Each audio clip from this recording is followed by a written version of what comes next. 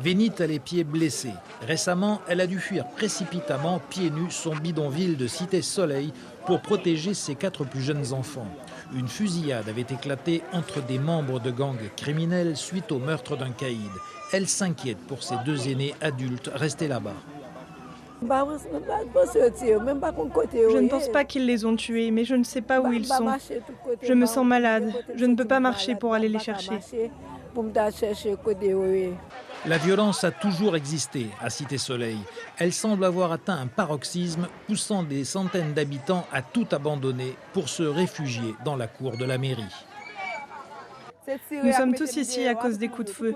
Nous ne pouvons pas vivre dans l'abri où nous étions. Nous n'avons nulle part où vivre. Maintenant, nous sommes ici, dans la mairie. Ils nous ont donné de la nourriture, mais nous avons besoin d'un endroit où vivre. Et ce n'est pas simple. Plus de 96 gangs ont mis Haïti en coupe réglée. Si elle subit l'omniprésence du racket, l'île est aussi devenue une plaque tournante du trafic de drogue vers les États-Unis. 500 000 armes à feu illégales y circuleraient. En 2 jours, plusieurs dizaines de personnes auraient été tuées dans des règlements de compte sans intervention de la police. Celle-ci est déjà bien occupée par les manifestations contre le pouvoir. Le président veut renforcer les forces de l'ordre face à la criminalité.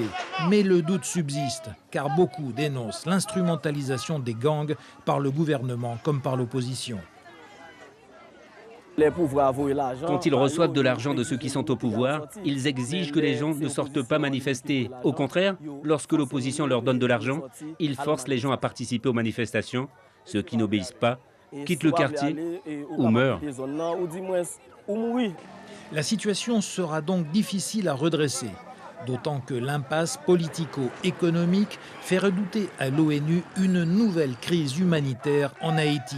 Un contexte généralement favorable à l'économie parallèle des gangs criminels. Suivez l'info sur Guyana Première, télé, radio et Internet.